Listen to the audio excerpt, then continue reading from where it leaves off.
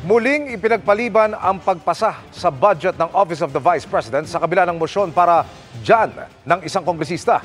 Paliwanag ng komite sa Kamara, no-show kasi ang Vice Presidente. Ang mainit na diskusyon ng mga nasa pagdinig, tinutukan ni Marisol Abduraman.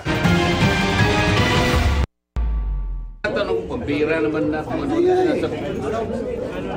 Member sasagot. The question is addressed to the chair. Why would the members answer that? We don't have the authority to speak. Wala si Vice President Sara Duterte sa pagpapatuloy ng deliberasyon sa Kamara sa budget ng Office of the Vice President.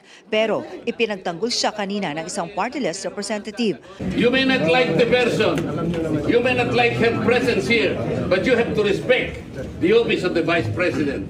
Matatanda ang nakasagutan ng Vice Presidente ang ilang kongresistang nag-usisa sa budget ng OVP, particular ang confidential funds nito noong 2022. Tanong ni Marcoleta, isasantabi na ba ang tradisyong bigyan ng kortesiya ang OVP pagdating sa agarang pag-aproba ng budget nito? Wala na dapat tanungan. Ba't ang nangyari, barrage of questions. That's why I'm asking, bakit natin ginawa yun earlier? Are we not already respecting a tradition? Nagkainitan pa nung sinuspindi ang hearing. Why is that you speak? Di ba kami pwede salita?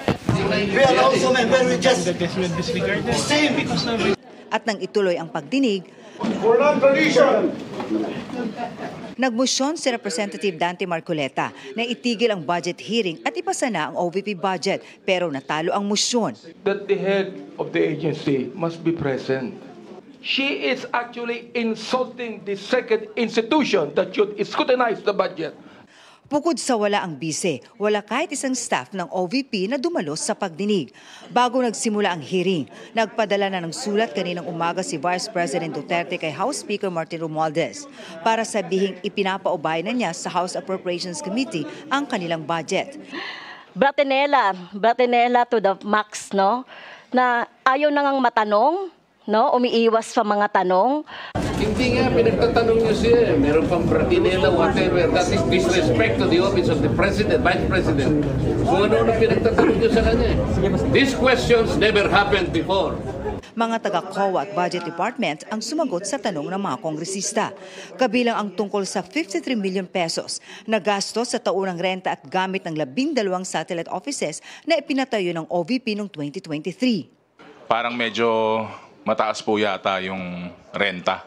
Ang location nito ay parang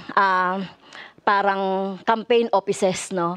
Kasi nasa lugar na kung saan tiyak natin yung mga yung mga boto. Naungkat din ang mga umano'y pa-expire na at hindi na ipamahaging relief goods ng OVP at 65 million pesos na unliquidated na pondo. Until when are they allowed to submit the liquidation of this distribution of welfare goods? Not submitted within the time given with the OBP, we will address it or issue a notice of suspension. Tinanong din ni Marcoleta ang notice of disallowance ng COA sa OVP. There is no guilt yet until and unless you are able to receive the reply, the answer, and the explanation of the Office of the Vice President. That is correct po. Have you received a copy? Of the reply po? Yes. We have not yet replied. So you... Sa huli, na-defer ang termination ng pagdinig sa budget ng OVP sa 2025.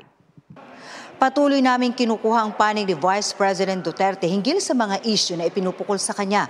Umaasa naman si Representative Zia Adjong na makakapag-usap pa sila ng bise bago talakayin sa plenaryo ang hinihinging budget ng OVP sa 2025. Para sa GMA Integrated News, Marisol Abduraman, nakatutok 24 oras.